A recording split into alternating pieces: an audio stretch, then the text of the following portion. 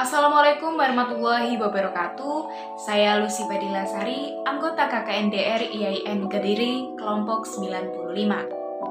Pengguna sosial media di Indonesia di masa pandemi kali ini terhitung meningkat, yakni sekitar 189,5 juta orang penduduk di Indonesia menggunakan perangkat mobile seperti smartphone, tablet untuk mengakses sosial medianya.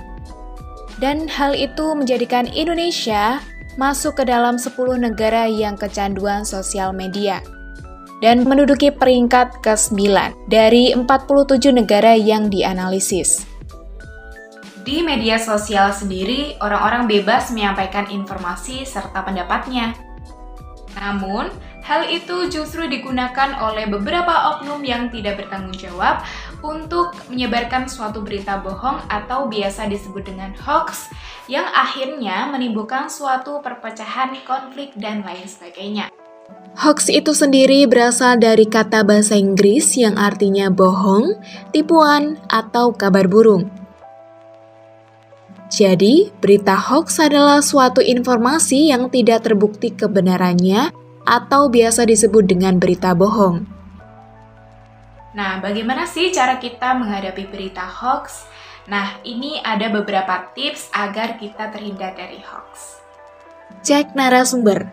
Ketika kamu menerima berita dari sosial media seperti WhatsApp, Twitter, Line, atau yang lain sebagainya, cobalah untuk melihat dari mana sumber beritanya. Terkadang, berita hoax hanya memiliki keterangan dari grup sebelah atau tidak menyebutkan nama narasumber.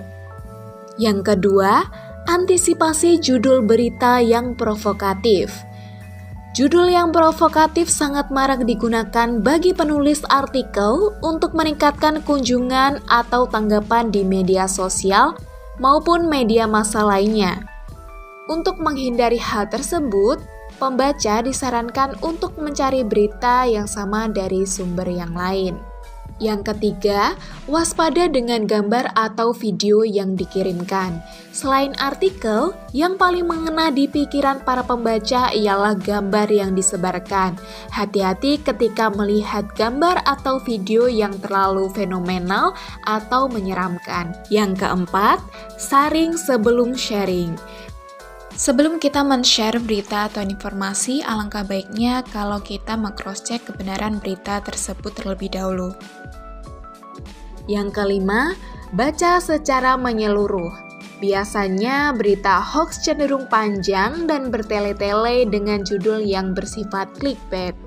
Kebiasaan setiap orang hanya membaca judul dan headline-nya saja, tanpa membaca keseluruhan dari awal hingga akhir. Sebelum kamu sebarkan, alangkah baiknya jika kita meng-cross-check berita tersebut dan diskusikan dengan teman terdekat. Nah, itu tadi beberapa tips agar kita terhindar dari hoax. Ingat ya, saring dulu sebelum sharing. Maka dari itu, cerdas dan bijaklah bermedia sosial. Wassalamualaikum warahmatullahi wabarakatuh.